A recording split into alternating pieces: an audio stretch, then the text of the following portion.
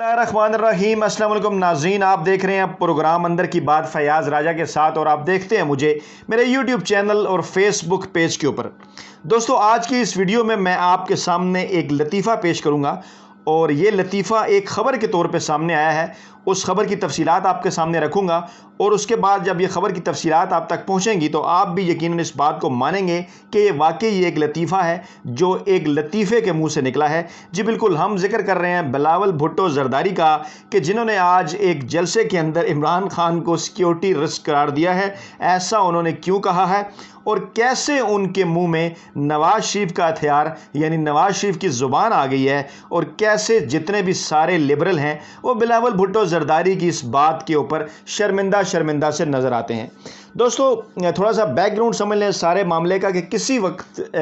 एक वक्त ऐसा भी था कि पाकिस्तान में इस्टेब्लिशमेंट की गोद में पल कर सामने आने वाले जो सियासतदान थे, मियां नवाज शरीफ, और अभी भी हैं, उनके पास फ़कत एक ही हथियार हुआ करता था अपनी मुखालिफ सियासतदान मोहतरमा बेनज़ीर भुट्टो के हवाले से। और कभी वो उनके ऊपर भारत की एजेंट होने का इल्ज़ाम लगाया करते थे, कभी वो उनके ऊपर अमेरिका की एजेंट होने का इल्ज़ाम लगाया करते थे, और कभी वो उन्हें कहा करते थे कि जो बेनज़ीर भुट्टो हैं वो पाकिस्तान के लिए सिक्योरिटी रिस्क बन गई हैं। इस किस्म के जो बयानात हैं वो नवाज शरीफ के बाकायदा रिकॉर्ड के ऊपर मौजूद हैं। और ये एक ऐसा दौर था कि जिस दौर में नवाज शरीफ जो है वो फ़ौजी जर्नैल जनरल ज़ियाउल हक़ के परवरदा थे, उनको बाकायदा उन्होंने अपने बाप का दर्जा दे रखा था। और उनके बाद में आने वाले जितने फ़ौजी जर्नैल थे, जैसे ISI के सरबराह जनरल हमीद गुल वगैरह, वो बाकायदा तौर पर जो है वो मियां नवाज शरीफ को लॉन्च करना चाह रहे थे बेनज़ीर भुट्टो के मुकाबले में। और जितनी भी जो है वो दाएं बाजू की दीनी मजहबी जमातें थीं वो भी नवाज शरीफ के साथ थीं, और इसके साथ साथ जो है वो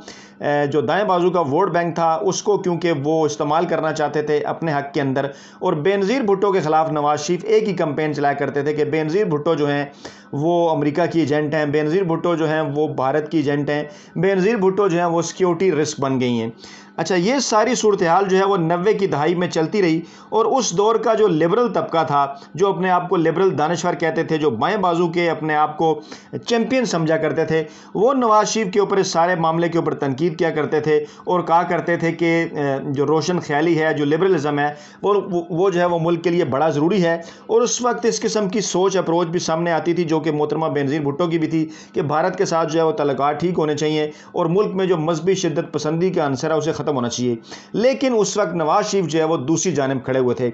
आज कुदरत का एक अजीबो गरीब अलमिया है, और वो अलमिया ये है कि इमरान खान इस वक्त जो है वो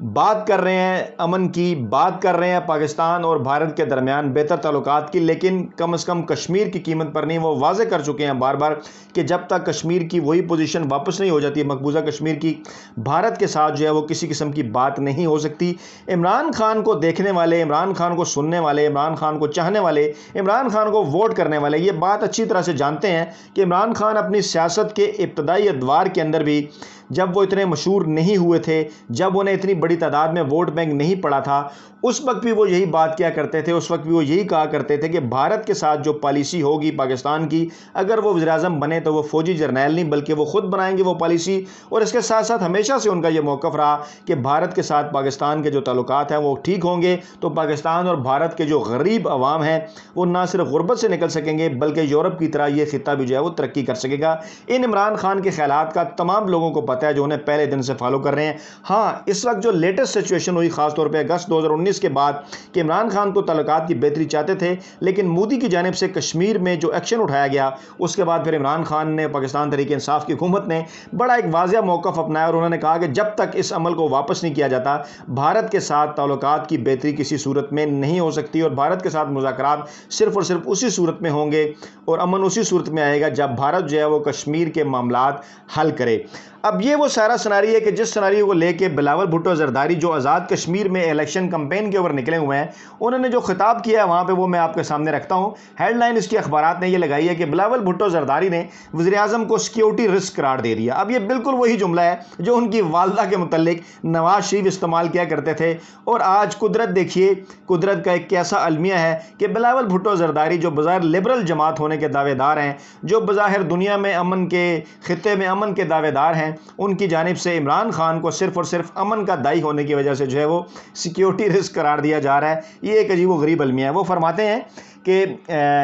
کوٹلی آزاد کشمیر میں انتخابی جلسے سے خطاب کے دوران بلاول بھٹو نے کہا کہ جب کٹھ پتلی کہتا ہے کہ پاکستان کو ایٹمی پروگرام کی ضرورت نہیں تو کیا وہ سیکیورٹی رسک نہیں بن جاتا۔ اب یہ بیان بالکل جو ہے وہ اس کے تناظر سے ہٹ کر انہوں نے بیان کیا ہے کہ عمران خان نے جس تناظر میں یہ بات کی تھی اس تناظر سے بالکل ہٹ کے انہوں نے یہ بات کی، اور یہ وہی عمران خان کے اوپر الزام لگا رہے ہیں جو نواز شریف ان کی والدہ محترمہ بینظیر بھٹو کے اوپر لگایا کرتے تھے کہ بینظیر بھٹو جو ہے وہ پاکستان کے ایٹمی پروگرام کی دشمن ہے۔ عجیب المیہ یہ۔ آگے چل کر بلاول بھٹو زرداری صاحب فرماتے ہیں کہ آج بھارت، بنگلہ دیش اور افغانستان میں اتنی مہنگائی نہیں جتنی عمران خان کے پاکستان میں ہے۔ اگر ان کا کوئی عطلیق انہیں بتا دیتا تو یہ بھی سفید جھوٹ ہے، ان کے پاس کوئی عدد و شمار موجود نہیں ہے۔ اگر عدد و شمار کا جائزہ لیا جائے تو پاکستان میں مہنگائی ان تینوں ممالک سے جو ہے وہ کم ہے۔ پی پی کے چیئرمین نے یہ بھی کہا کہ مہنگائی ان کی تبدیلی کا اصل چہرہ ہے اور آزاد کشمیر کے عوام بھی جو ہے وہ مہنگائی کا مقابلہ کر رہے ہیں۔ اس کے بعد بلاول بھٹو زرداری صاحب فرماتے ہیں کشمیر کے عوام کو یہ کہتے ہیں کہ مجھے آپ بھاری اکثریت سے منتخب کروائیں،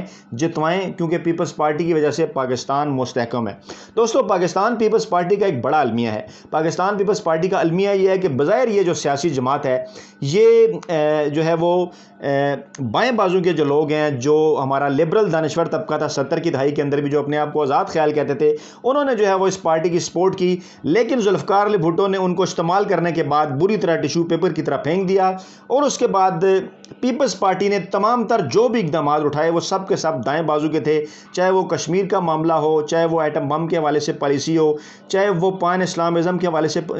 جو ہے معاملہ ہو، چاہے اسلامی سربراہی کانفرنس کی بات ہو، چاہے ایک اسلامک بلاک بنانے کی بات ہو، اور اس کے بعد پھر جمعے کی چھٹی، اس کے بعد پھر جو دیگر معاملات، شراب اور ریس کے اوپر پابندی اور دیگر سارے معاملات بھی، کہ پیپلز پارٹی بظاہر تو جو ہے وہ لیفٹ کی جماعت بنتی رہی، لیکن آ کر اس نے تمام تر وہی اقدامات کیے جو کہ پاکستان کا جو مذہبی طبقہ ہے یا جو دینی جماعتیں ہیں اس کو خوش کرنے کے مترادف تھے۔ ہم قطعاً اس ڈیبیٹ کے اندر نہیں جا رہے کہ وہ اقدامات درست تھے یا غلط تھے، ہم صرف آپ کے سامنے پیپلز پارٹی کی ایک منافقانہ پالیسی رکھ رہے ہیں کہ کیسے پیپلز پارٹی نے جو ہے وہ اسی بنا پر جو لیفٹ کے لوگ ہیں وہ ان سے ناراض بھی ہوئے، ذوالفقار علی بھٹو کو چھوڑ کر بھی چلے گئے، اور اس کے بعد بینظیر بھٹو نے جب اسی پالیسی کو ریوائیو کرنے کی کوشش کی تو عوام میں اسے کسی قسم کی کوئی خاص قبولیت نہیں ملی، بلکہ میاں نواز شریف جیسے جو لوگ تھے وہ ان کے اگینسٹ جو ہے وہ لٹ لے کر کھڑے ہو گئے اور کہنے لگے کہ بینظیر بھٹو جو ہیں وہ امریکہ کی ایجنٹ ہیں، بینظیر بھٹو جو ہیں وہ انڈیا کی ایجنٹ ہیں، اور بینظیر بھٹو پاکستان کے لیے سیکیورٹی رسک ہیں۔ یہ معاملہ آگے چلتا رہا اور پاکستان نے پھر پاکستان کی تاریخ میں سب سے زیادہ محنت کر کے